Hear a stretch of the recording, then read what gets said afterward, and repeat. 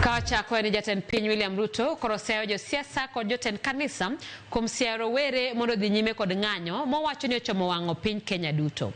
Ruto moloso ndalo ariyo tok ng'anyo manobak kod rowere mag Gen Z onyiso jogo ma ok mor gi tende mondo bi kod chenro mong'ith mar bero piny Kenya. We will not have a country. Yes. And the country does not belong to William Ruto. The country belongs to all of us. And if there is no country for William Ruto, there is no country for you. Gikone jatend piny ogolo duonde ndalo ariyo tok ng'anyo manobagi tarik 25 dwe ni kod rowere mag Gen Z moweyo ka dhano moyo 16 owito ngimagi kod lal matara ni mwandu mag sirikal kod wego helni. Ruto mane loso e kar romo maduong' mar KICC e romo manokelo kanyachiel jotend sirikal kod wego helni matindo e pacho ka ogolo siem ne jotelo e pacho ka moseyo kuom siayo rowere mondo kel tulo. And I want to ask the leaders, religious leaders, political leaders, who are encouraging this movement towards violence and chaos and anarchy. What is your plan?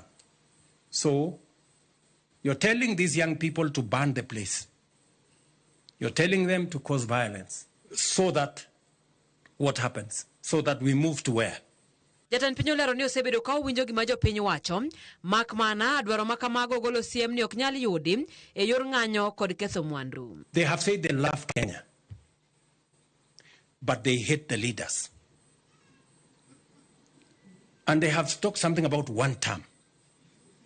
And they have said Ruto must go. Those are the things I have listened to. Tell me how you want me to go. What? You know, I mean, let's be honest with ourselves. Ruto obono jogo mani kod paro mar gole telo mondo luw katiba ma pacho ka kendo los chenro mong'ith mar bero ngima jo Kenya. Develop a better plan than the one I have. Yes. The one that creates more jobs than the one I have. The one that brings down the cost of living than the one I have.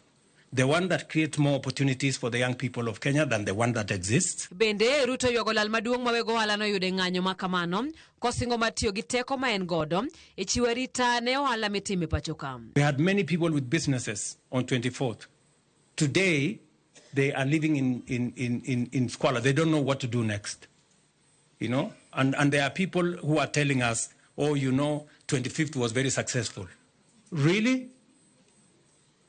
It was successful with people having died, with so many people hurt, with so many business destroyed. Magi timore kinde manyuola mag rowere manoyudo hinyruok e lweto bile kinde ng'anyo yuago ratich gi ka johala manoyak mwandu gi bende ni kod chuny lit e wi lal maduong' mane giyudo.